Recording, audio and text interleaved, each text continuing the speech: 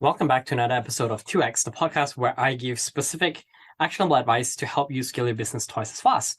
On today's episode, I'd like to talk a bit about building credibility. So this is going to be valuable for you if you are a founder who is in a position where you might be trying to convince someone who is more established, more reputable than you to work with you. Maybe it's an investor, maybe it's a big potential client, maybe it's a potential partner or vendor. Either way, how do you start to build this form of trust with them so that they are willing to take their risk and actually work with you to some degree? So what makes up credibility, or what makes up someone who you can trust? There are a bunch of elements that I'll be talking about. I'll dive into how to position yourself as an expert. We'll talk a bit about building and demonstrating authority, and we'll talk a bit about building trust through relatability as well. So first off, let's talk a bit about the expert piece. What exactly defines that label of an expert? How do you get people to view you as someone who is quote unquote an expert? I'd say three main things. One is having that experience. So showing that you have knowledge, showing that you've worked on certain projects, showing that you have done certain things. What is that experience component that you can talk about? Number two is how long have you been in this industry? If you've been at this for at least 10 years, 5 years, whatever it is, talk about that, because that will show people that you have built up a wealth of knowledge and experience, given that you've been in the space for quite a while.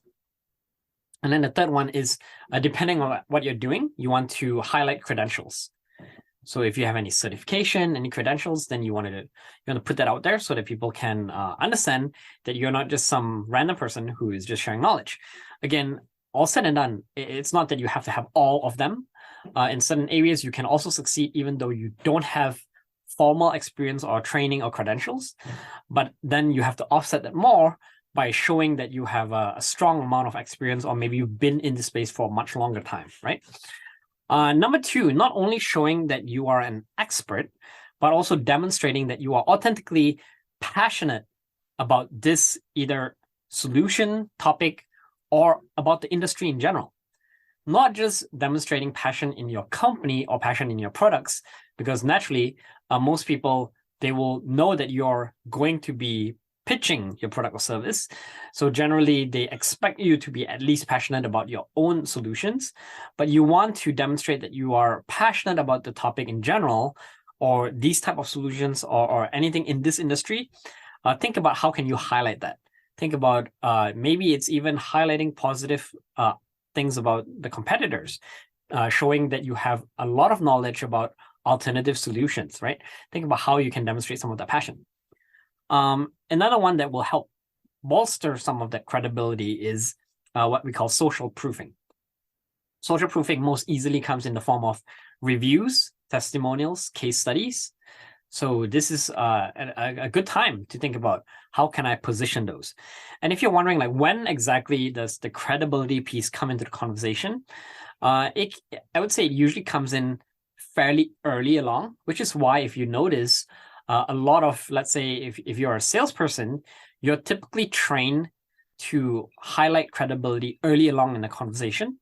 And even if you look at marketing, most websites will have logos of companies they've worked with, or testimonials or reviews or case studies high up in the page, usually above the fold, because that is the first thing that will make a big impression on whoever is interacting with you, right?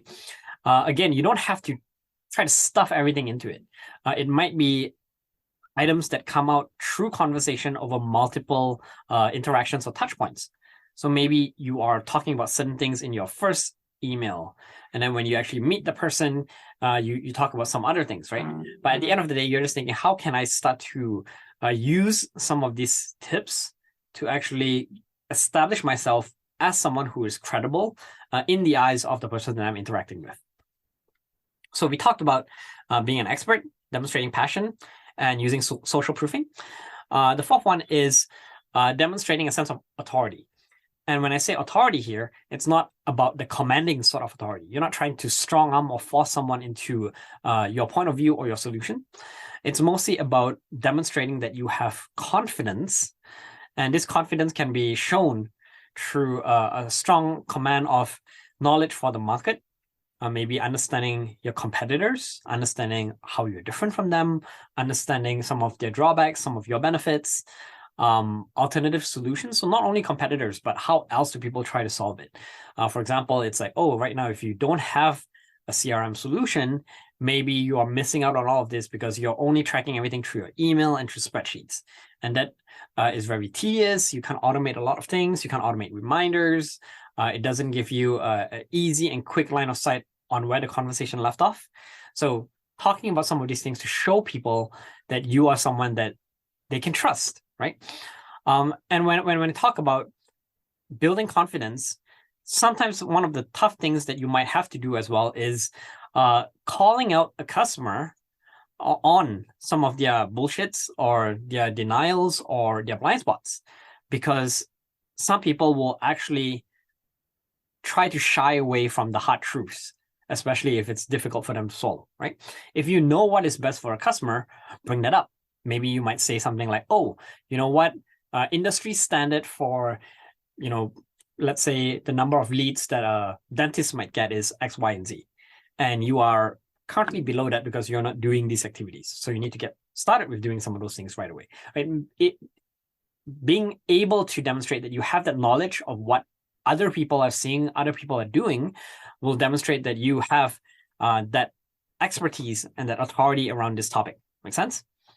The last and final tip that I can give around credibility is actually doing your research on the customer, or doing your research on whoever this person you're speaking with, be it an investor or someone else. If you can show that you know this person, that you're not just going into the conversation blind, it helps build that level of trust again even more, because it shows them that you are serious and that you're intelligent about the conversation that you're having with them. And a few other things that you can do outside of the realm of using that quote-unquote expertise angle to build credibility is building relatability, right? The more you relate with someone, the more people feel that you are like them, the more willing they are to work with you, because generally people buy from people that they like. So how do you do this? In sales, the typical training is they say, think about how you can find common ground with the person that you're interacting with.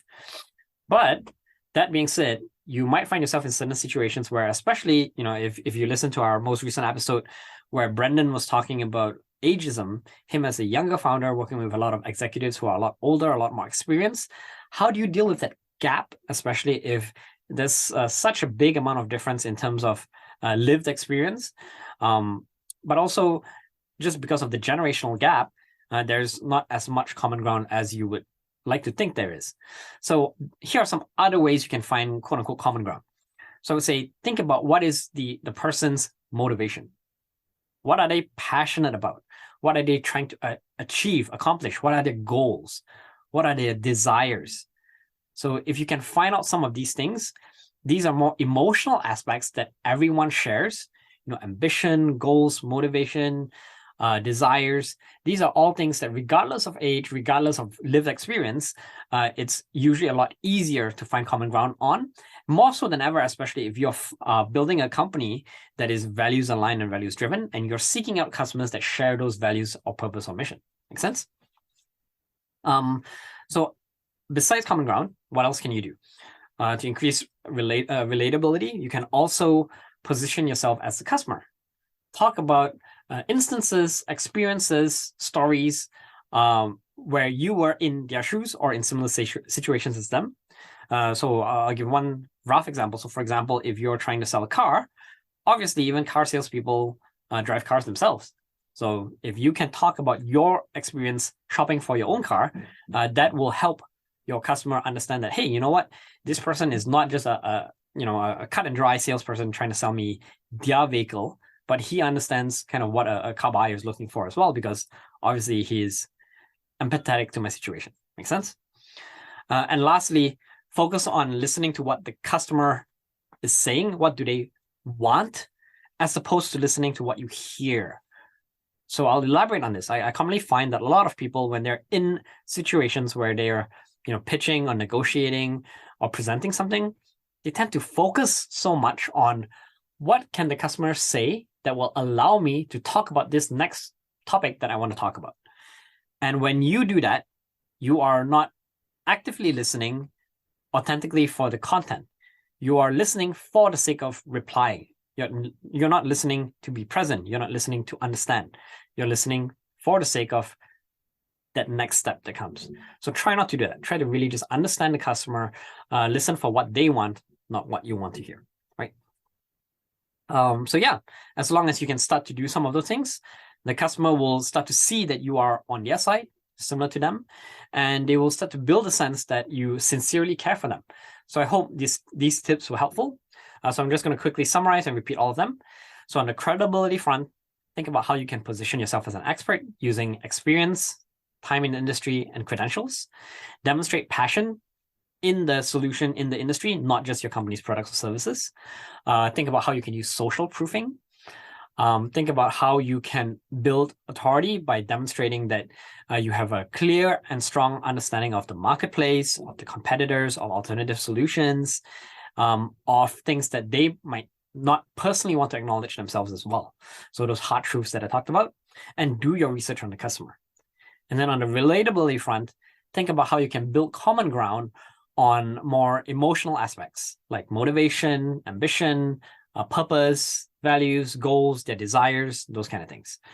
Think about how you can position or make them see that you are also on their side of the fence, that you are in their shoes, right? That you've gone through a similar experience, have a similar story. And then lastly, listening for what they want as opposed to be focusing on what you want to hear. So, yep, I hope this is helpful. That's it for this episode. Tune in next time.